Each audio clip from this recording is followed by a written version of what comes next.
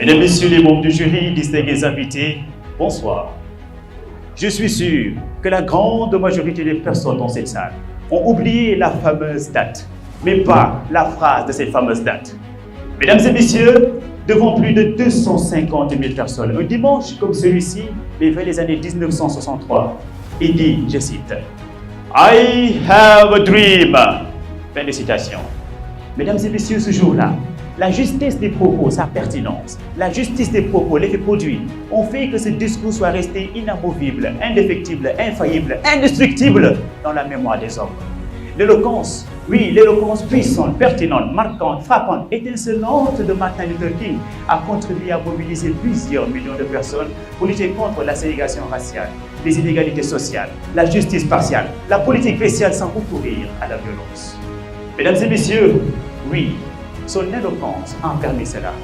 Éloquence qui d'ailleurs, d'après le dictionnaire universel, à la page 421, pour être plus précis, plus conscient, entre les lignes 27-29 nous informe que c'est l'art de bien parler, de communiquer de manière persuasive et convaincante. En d'autres termes, c'est la capacité de dire, en un langage simple et accessible à tout le monde, ce que vous devez dire, de sorte que cela puisse brasser les actions, les émotions, la réflexion, l'éducation, l'introspection, mais également la contemplation des gens, des personnes qui vous sont autour.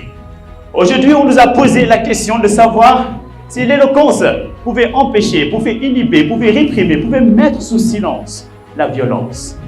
D'emblée, indubitablement, je commencerai par vous dire oui.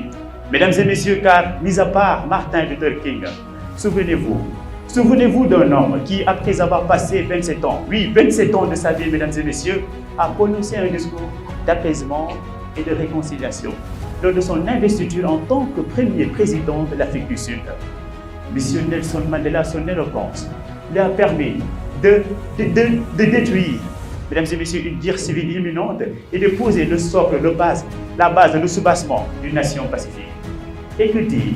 Mesdames et messieurs, et que dire de l'éloquence des leaders politiques, des chefs religieux, des représentants de la société civile qui a été utilisée pour promouvoir la paix, encourager la réconciliation, mais également d'empêcher la violence à grande échelle.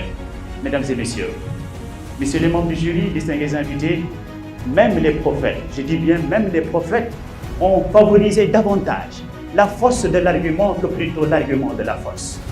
Maintenant, il est important également de savoir que l'éloquence porte une double facette. C'est-à-dire, l'éloquence peut ne pas réprimer la violence. En d'autres termes, peut l'inciter, peut l'embraser.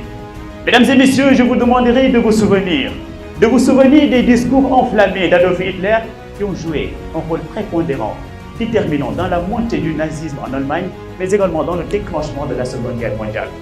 Ses capacités d'orateur lui ont permis d'attiser la haine, de promouvoir la sécurité raciale, mais également de pouvoir justifier l'agression militaire.